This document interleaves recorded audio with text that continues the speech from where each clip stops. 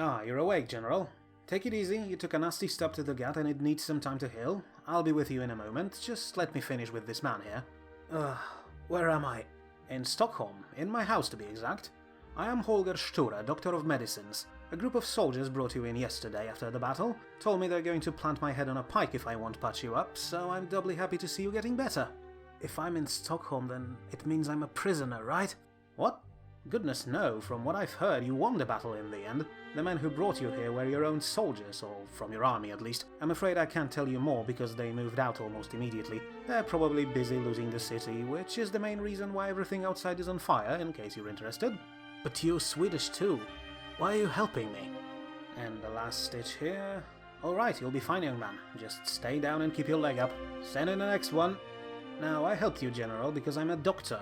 It's my job to save life, no matter who that life belongs to. You could say I'm colorblind when it comes to uniforms. The entire lower floor is full of soldiers from both sides. There's already plenty of men around who specialize in killing, and I'd say my presence can tip the scales, if only a bit, in favor of reason. There's too much death around for me to be picky about my patients.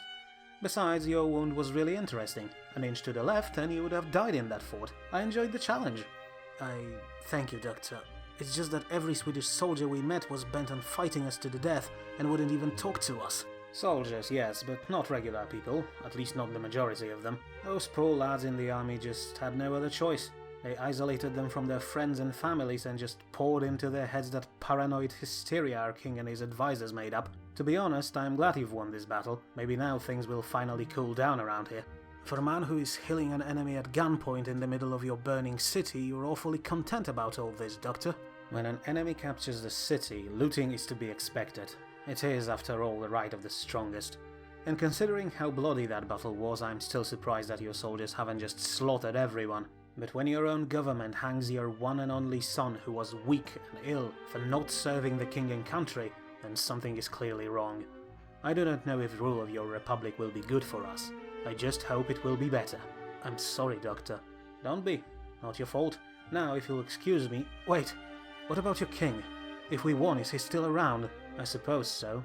His honor guard locked themselves in the palace, but the rest of our army fled north. Last I heard, some of your soldiers were planning to storm the palace. General, I told you to stay down. Your wound is still not healed. No time, Doctor. How far are we from the palace? Less than a kilometer. You can actually see it from the roof, but... Good! I need my spyglass! Your things are on the desk near the door, but General... Doctor, I need you to do something for me. Tell me, have you seen among those wounded downstairs men who had blue and gold ribbons on their hats? I believe so, I think. Yes, there are two of them, one in decent shape, but the other... Go to them. Tell them I need their flags and bring them to the roof as soon as you can, alright? But do it, and I'll make sure you're the richest doctor in Stockholm. Find them and meet me on the roof. Ah, so that's how you send messages between battalions on the field. No wonder we couldn't keep up just using runners. And from what I see here, there's enough colors for hundreds of combinations. Brilliant! Apologies for taking so long, the man wasn't too eager to give a northern devil his flags, so I had to... You're too late. The king was not in the palace. He must have escaped with that army that fled north. How do you know that? Have you contacted your men already? No, Doctor. But you said it yourself. Your armies do not retreat. If they ran away, they must have had reasons. And besides, I just saw an entire wing of the palace blowing up.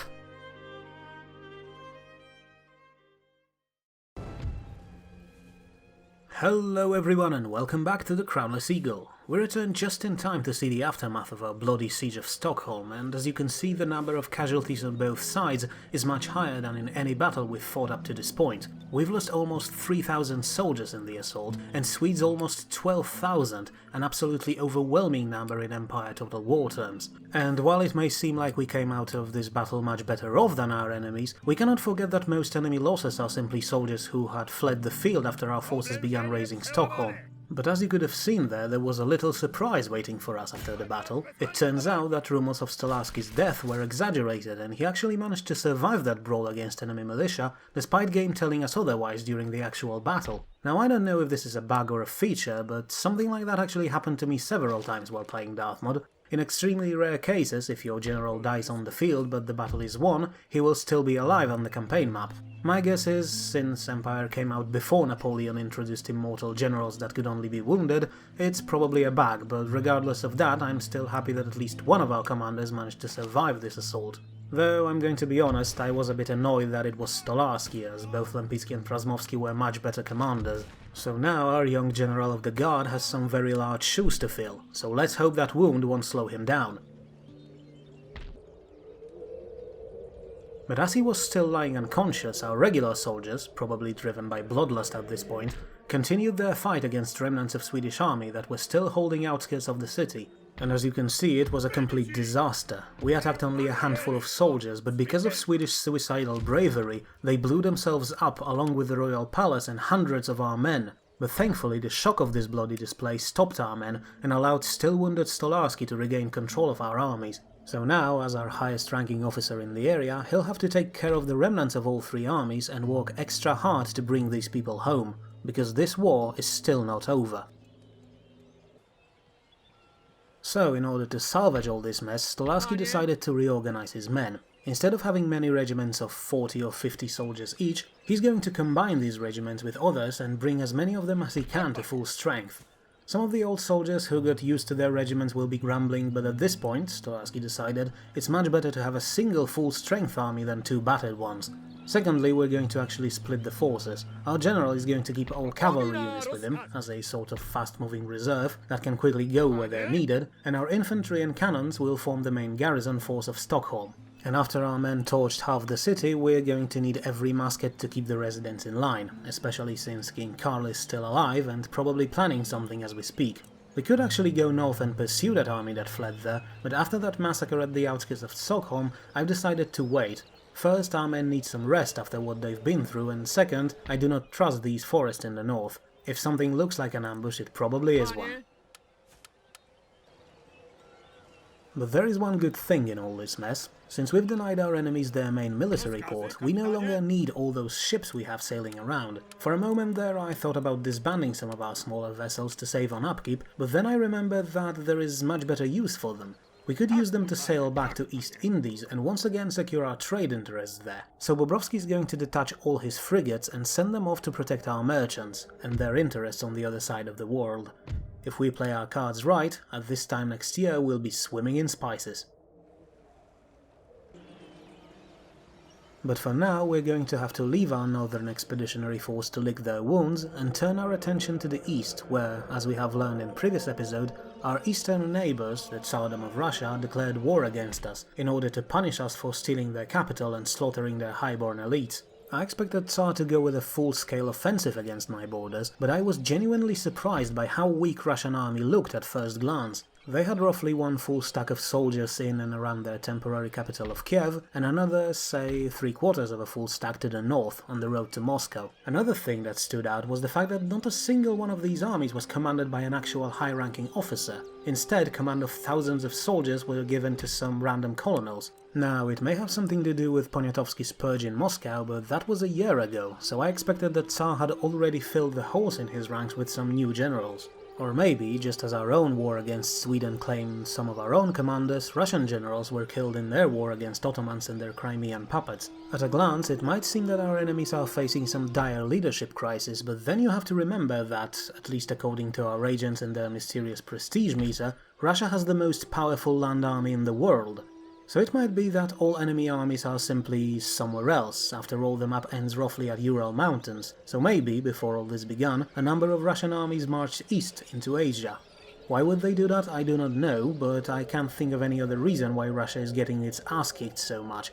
So until we find out for sure, we're going to act cautiously, and keep our scouts at our eastern borders at all times.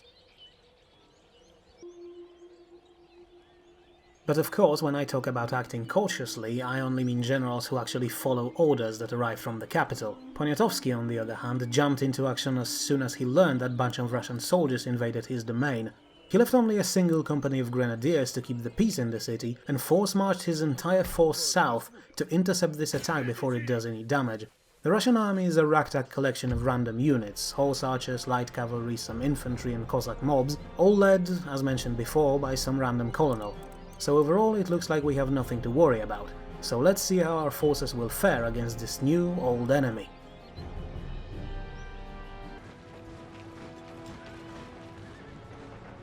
From the very first moments of this battle, it became evident that there is a massive difference of skill between two armies. Poniatowski and his men calmly took position atop the small hill and used their artillery advantage to eliminate Russian cannons, and our enemies immediately took the bait and began running towards our lines, seemingly without any plan.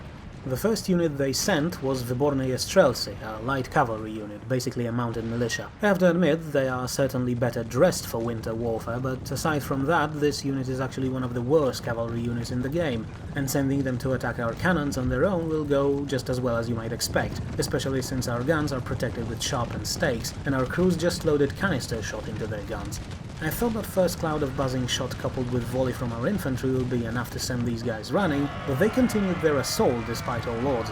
Even as more and more clouds of grape shot tore holes in enemy formation, they rode on ahead, and finally decided to go for a charge against my cannons, despite stakes still blocking the way. Surprised by that, Poniatowski had to order his reserve grenadiers to run forward to protect the gun crews, but as you can see, Russian cavalrymen had very little trouble skewering themselves on our anti-cav obstacles. And after a dozen or so of them died in a matter of seconds, the rest of the unit finally broke. I'd like to say that we had eliminated an entire unit without losing a man, but to be honest, we really can't take credit for that, since this was just suicide. And besides, one of our artillerymen got so excited that he fired his cannon sideways somehow and killed some of his own comrades. So far, both armies are just killing themselves. This battle is not up to a good start.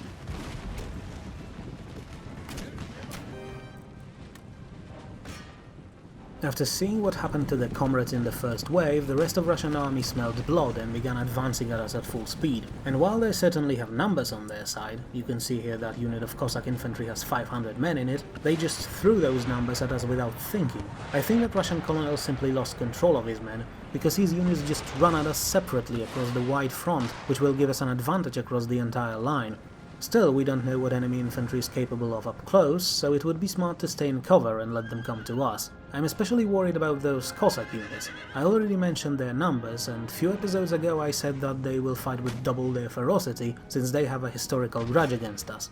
You see, Zaporozhian Cossacks were once vassals of Polish kings, but there were some disagreements between Poland and Cossacks who wanted to have more representatives in Commonwealth's politics, as they were considered second-rate citizens. Long story short, in 1648, Cossack ataman named Bogdan Chmielnicki incited his people to rebel against Polish crown, and then rampaged their way through Eastern Commonwealth. And Cossacks were not gentle there were massacres of both prisoners of war as well as civilian population.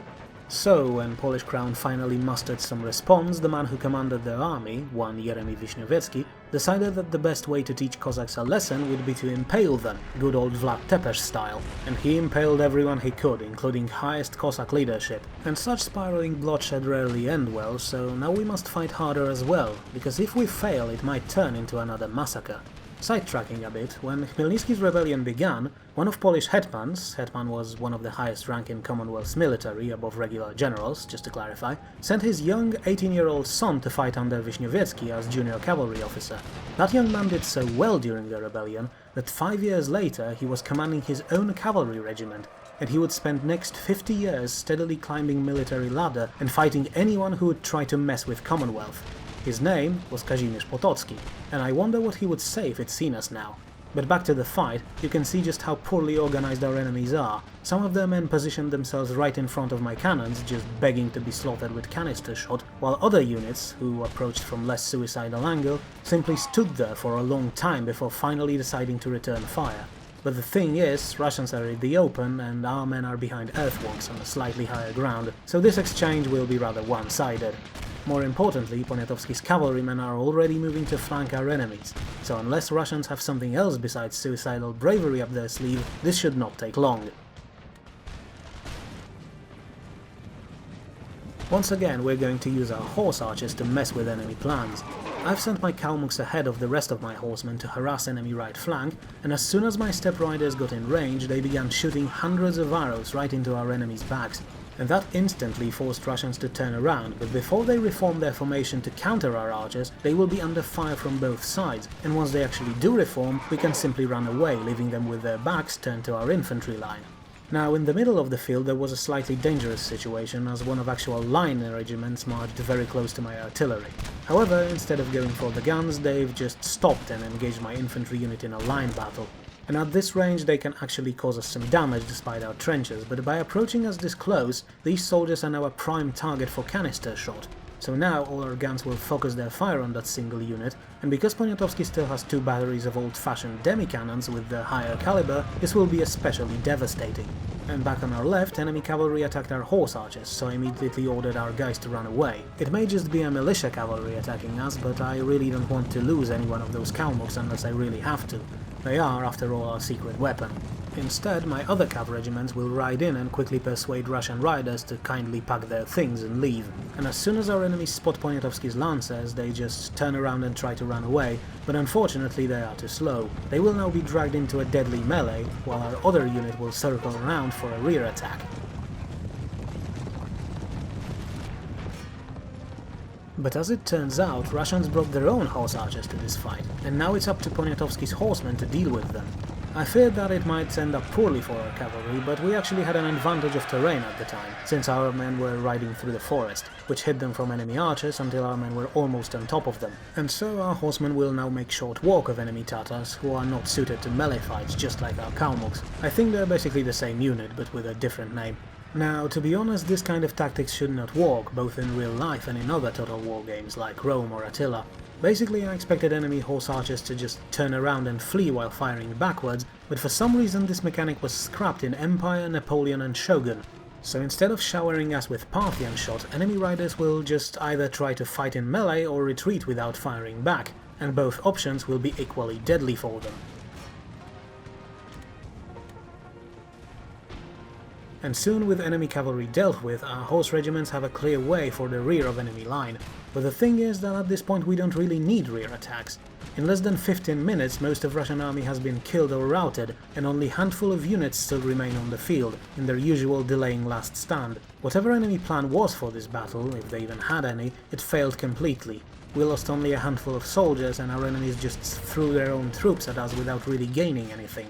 And now they will break one by one, sometimes even before our horsemen connect with them. Poniatowski will have yet another reason to gloat, it seems. So, for our first battle against our new enemies, it was a really easy one. Let's hope that the rest of the war will go as smoothly. And here are the battle results, and although I've lost more men than I thought, it's still a decisive victory for us. It means that now, in the next turn, Poniatowski could potentially reach Kiev, but A, that would bring him dangerously close to Assembly's sphere of influence, and B, there are still 3 Russian regions north of Moscow, so our secessionist general will race back to his city in order to protect it from any unwanted guests. So that means that our only line of defense will be our another fresh general, Lichorobiec. For now, his orders are to simply guard the border and stop any attack Russians might send against us, but at least as long as his army won't be fully trained, he is to avoid any offensive actions and going into Russian soil. And one of our new units supporting General Lichorobiec in his defensive war will be a company of light dragoons, quite possibly our most modern unit at the time. They're not very good at melee, but they're armed with long cavalry carbines, which give them superior range over regular infantry units. So that means they should excel at dealing with fortified enemy infantry, because they can just harass them from safe distance without fear of getting shot themselves. Like our horse archers, they will probably be very micro-heavy, but I'm eager to test them out nonetheless. Now, returning to the north for a bit, we can see that this army that escorted Swedish king away from Stockholm has now returned and made camp in town of Uppsala. Now, Stolarski's men are still in bad shape, so he's going to gather those who are not too badly wounded and will march north to deal with that army before it does too much damage. After all, this is our land now, and every burned down farm means more expenses for Republican coffers, so that army has to disappear.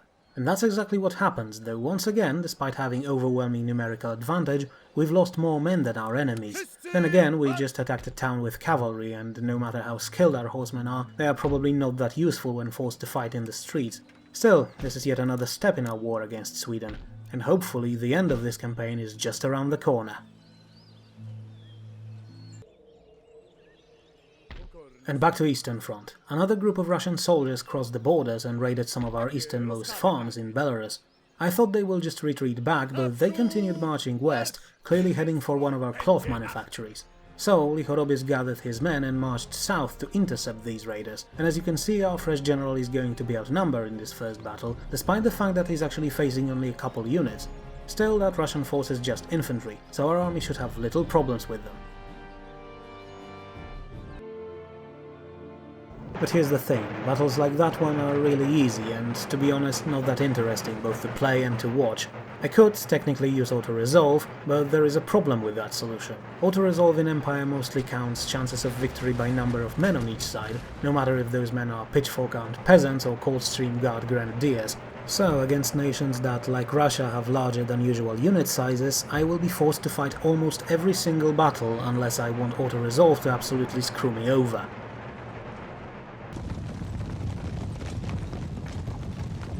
So from this moment, in the interest of time, I'm not going to show you these easy battles unless something interesting happens in them. And for this particular battle, we're going to focus our attention on our new light dragoons, to see how they perform. So, at the start of the battle, I've deployed these dragoons far to the right of my line, since I noticed that there is a possibility to catch one enemy unit away from the rest of their main force. There is some sort of weird terrain glitch there, which makes this small line slope impossible to traverse, so units are forced to go around these lines.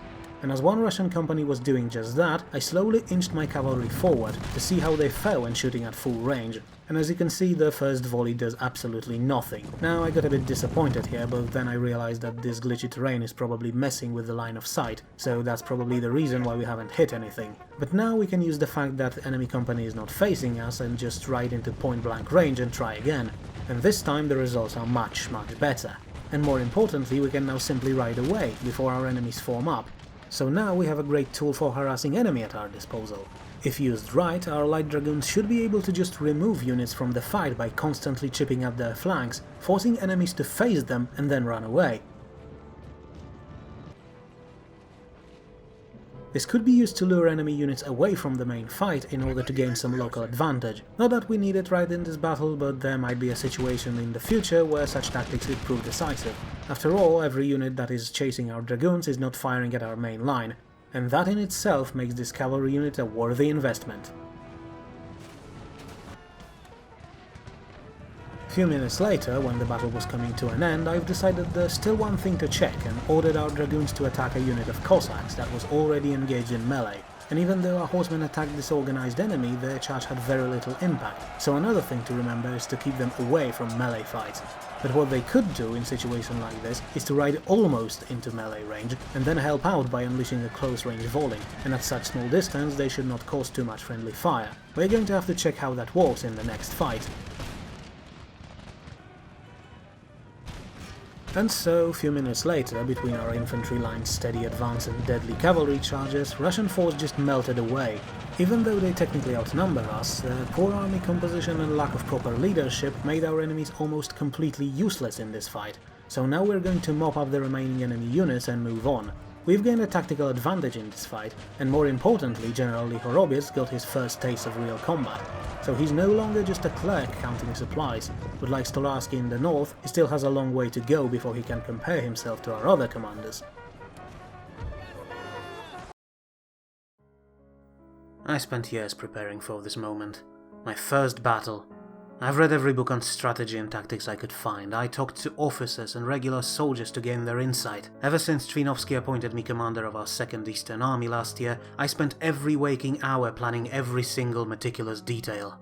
I thought my first battle will be a glorious, elating experience, but instead I feel empty and revolted. I guess reading about and preparing for war is something completely different than taking part in one. Maybe if this battle had been more even, maybe if there was some chance of us actually losing, it would have been more exciting. But that's foolish thinking, for that would mean that more of our men would be dead, and right now I don't know if I can deal with our current losses. This is perhaps the worst part. We have gained what most observers would call an effortless victory, and yet there are still hundreds of my soldiers who will not see tomorrow. It is my duty as their leader to inform their families, but what could I tell them? I'm sorry, but your son had a spot of bad luck and died on some insignificant field far away from home. Hell, it could have been me all along. 2 of my own staff officers have fallen today, despite keeping far away from combat. Some Russian farm boy had some tremendous luck, and instead of sending a bullet into the sky, he lodged it right into my major's forehead. 2 meters to the left, and that would have been me.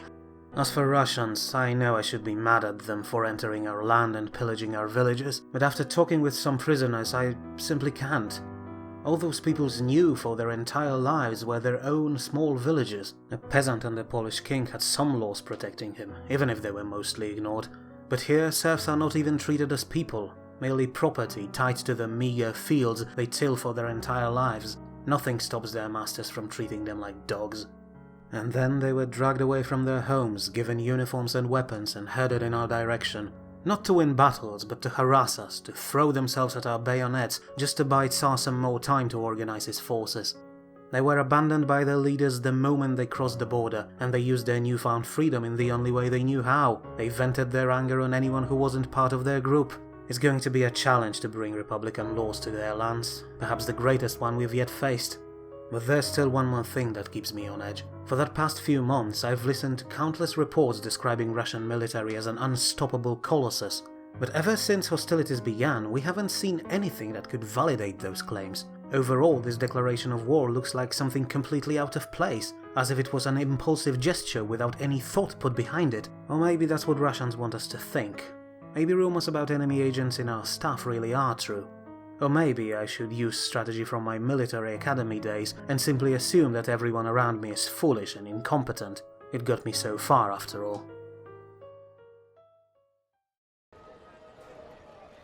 We're going to leave our Eastern Front for now and once again turn our attention to the north. The Assembly had just received news about civil unrest in Sweden, which is quite surprising since we were already holding Stockholm for 2 months and nothing like that happened. I checked the city itself and as you can see the population is actually under control there, so something is seriously not right. It seems that there really is a spy somewhere in our leadership, feeding us misinformation at every turn. We're going to have to do something about it, but for now we have another goal. As soon as snow started to melt, Stolarski took all his cavalrymen, boarded Bobrovsky's fleet and sailed for Norway, deciding that it would be easier to bypass Swedish wilderness than going through it. And now he and his men are ready to strike at the last bastion of Kingdom of Sweden, Christiania, the capital city of Norway. But unlike our previous attack on the city, this time Christiania is much more heavily defended. All of King Karl's supporters gathered there, and are ready to protect what's left of Sweden with their lives. It's the last stand for them. If we win, this war will finally be over. Now, as soon as the battle began, I realized that I've made a horrible mistake. In every single battle so far, Swedish armies planted tons of anti-cavalry obstacles on the field, and now, with only horsemen in our army, it will be an absolute nightmare to try to maneuver around them. So Stolarski began this fight by sending his missile cavalry forward, hoping, against all reason, to draw Swedish defenders away from their fortifications. But as soon as our men reached the top of the hill, their faces beamed with bright smiles. It seems that both Stolarski and I have more luck than we have brains, because for the first time in this war, Swedish defenders have actually constructed earthworks instead of spikes. So now the signal is being sent to entire army, telling them that it's safe to approach, and all of our horsemen begin thundering forward, cheering their unexpected good fortune. And the Swedish defenders, well, they seem to realize their mistake as well, because as soon as they spot our cavalry appear from behind the hill, they immediately leave their defenses and rush towards the small village, hoping to find shelter in buildings and streets, where cavalry is much less useful. They even abandon their mortar crews, who will try to put as much covering fire as they can before being inevitably ridden down by our cav units. You can see here that there is just absolute panic in enemy lines. Their units shuffle around seemingly at random, desperately trying to get into the town, while all this time our Kalmuks are raining arrows down on them. In the streets, one militia unit just gave up almost instantly, even before our dragoons had a chance to attack them. And now I can dismount these dragoons, those are regular ones, not the light variant Lichorobits was using, and hide them inside the town hall, effectively denying Swedish defenders the area they wanted to use to hide from my cavalry. And in the middle of the field, our hussars gave enemy mortar teams one chance to surrender, and when they refused, they raised their sabers and charged in. And I'd like to just point out that this hussar unit is possibly the ugliest one I have ever seen in any Total War game ever, with the vomit-inducing red-blue color scheme, yellow cavalry boots and leopard belts. But hey, maybe they're using this as a distraction. But regardless of uniforms, our men were, they had no trouble dealing with enemy mortar crews. And now the rest of our cavalry arrived on the scene, ready to strike at Swedish defenders, still working their way into the town. And with enemies being bunched up so much, we can just crash right into enemy backs and hack them apart with very little effort. Now, some Swedish soldiers were already further away, so they had a chance to escape this mass charge, but unfortunately for them, they made the same mistake as defenders of Stockholm and decided to pursue my horse archers on foot. Another unit decided that their only hope of escaping our cavalry will be to hide in the town hall. But since our dragoons are already there, they first had to storm the building and evict us by force. This could go badly for us, since dismounted dragoons are even worse in melee than they are when riding their horses, but we can't really do anything to help them, because once a unit enters the building it becomes impossible for cavalry units to target them, even if only a few soldiers are actually inside. So now our dragoons will have to do their best and hold on, and hope that enemy morale breaks before they destroy our entire unit. And that actually happened sooner than I expected. It seems that Swedish defenders no longer possess their fanatical zeal, because their units just rout even in situations where they could deal some serious damage. And our sudden attack must have completely burned away all the will to fight from our enemies, who now just want to get as far away from here as possible. But we all know how this will go. They ran on foot, we chased them on horseback. Nothing good will come of that. But one unit of garrison line infantry showed defiance in the face of overwhelming odds and stood their ground in square formation, and they actually forced a tactical withdrawal from our cavalry because we were taking too many losses in this fight. Now, this square will not save our enemies, all they can do now is prolong this fight. Our officers will once again try to yell at Swedish soldiers to surrender, but of course it's not going to happen.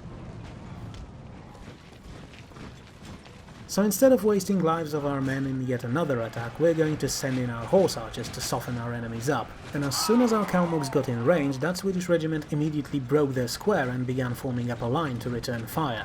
But that is going to take them some time, and as they're reforming they will be under constant rain of arrows, though for some reason our barrage is very ineffective this time. Maybe some of our men have already been celebrating victory, or maybe they're still a bit seasick after sailing across Baltic Sea in early spring.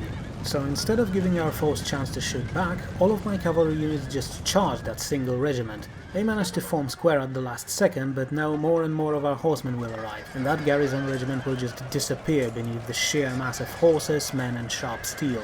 Still, for some reason some of our officers seemed reluctant and stopped to once again try and convince Swedes that they have already lost and there is no more reason for them to fight. But when that last offer failed, our men just swamped enemy square, and within seconds that fight was over.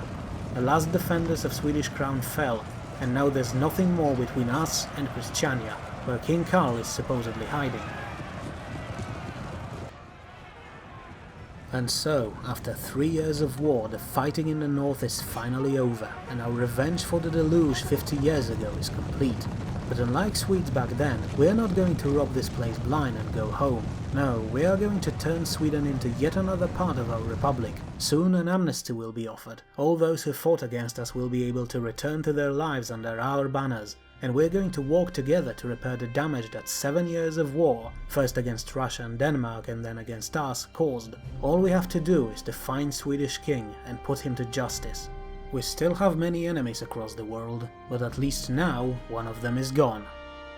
It's done. The war is over.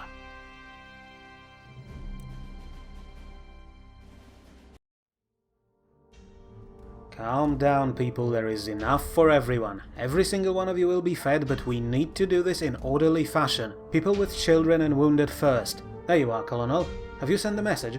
Yes, sir, but Admiral says it's going to be up to 2 weeks before they can gather enough merchant ships to transport all the food you ordered. Then tell him to use his own goddamn ships. They can go to Denmark and back in less than a week.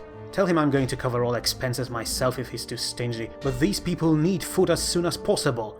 I need you to send a runner to our quartermaster as well. We're going to split our rations in half and give them to the locals. That way we should be able to keep most of them alive until our ships return. So the men won't be happy to know you gave their rations away to the enemy. What enemy, Colonel?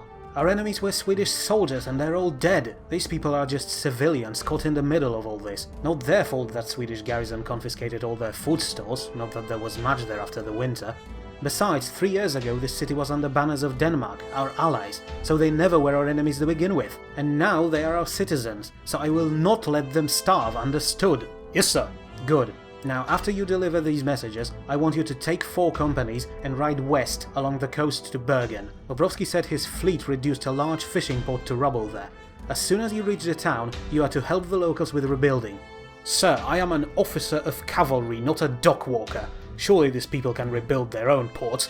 When you joined National Guard, Colonel, you swore an oath to uphold the values of the Republic, and that means that sometimes you have to put your lance away and pick up a hammer, as I will do myself. This land is fed by those fisheries strewn along the coast, and the sooner we can put those fishing ships to sea, the sooner these people will be able to return to their lives without fear of starvation looming over them. So my decision's final. Now get to it.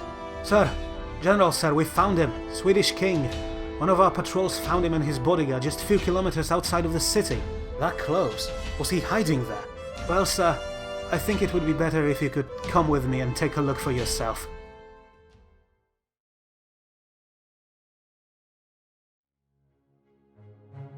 We're almost there, my liege. Christiania is only a couple miles away. I already recognize some landmarks. If we're lucky, we can still make it today and join our troops. Yes, Captain, we could. But we are worried. If our message we sent to our forces to link up in Norway reached them, then shouldn't this road be full of soldiers marching west? We took a long detour through the mountains to avoid pursuers, sire, so most of our men are probably already there, ready for you to lead our counterattack and throw these southern devils back into the sea. Yes, they most certainly are, but we'd say they can wait a day more. This journey has been exhausting, and we wish to rest before we inspect our troops. As you wish, sire. That's probably for the best. We can get you out of this rain and clean your Majesty's uniform to look pristine before the men. There is a village with an inn just ahead. We can rest there. I'll ride on ahead. Make way for King Karl von Wittelsbach, 12th of his name, and by God's grace King of Sweden, Norway, Denmark, Finland, Russia, Estonia and Poland. Captain, what are you doing? We're supposed to be hiding. Worry not, sire. These men are your loyal subjects, every one of them. They will surely offer assistance to their monarch. It's him. He wasn't joking. I thought he died in Stockholm. What on earth are you doing here? His Majesty is on his way to Christiania to take command of our army and lead us to victory. Army? What army? The only army in Christiania is Polish one. They landed a few days ago and wiped out your sorry garrison. It's over, son. You're no longer king of anything. Traitor! To speak like that to His Majesty, I will have your head for this! Captain, put down your weapon. Sire, that man is... That man was your loyal servant for his entire life, sire. I served you and your father before you with unwavering loyalty. I may be a humble peasant, but I like to think I did my best for Sweden. But because of you, the only reward I received was watching how my family died at the hands of your soldiers. Our soldiers! Few boys snuck out of the village to go fishing. But patrol of your men spotted them and thought they were trying to sail away to Poland. They killed them on the spot, and then they came to my village and hanged everyone else, including my wife and daughter, for harboring traitors, they said. If I wasn't out hunting, I'd be hanging there too. I'm sure this inn is full of stories like that. That you dragged us into wars because of your greed, I could forgive. But you have blood of your own subjects on your hand, your Majesty, and for that you have to pay. No, wait. I can pay you, take all my valuables, and if you come with me, I'll reward you with... I do not want nor need your gold. It will not bring back my family. It will not bring back my country. If we wanted to get rich from this, we would have just dragged you to Polish army, but that's not how your story should end. They would just put you under that head-cutting machine and be done with it quickly. But you said it yourself. A man who failed Sweden is not worthy of death by sword. Instead, he is to be hanged like petty criminal. That is what you deserve, my king. Get the rope, men.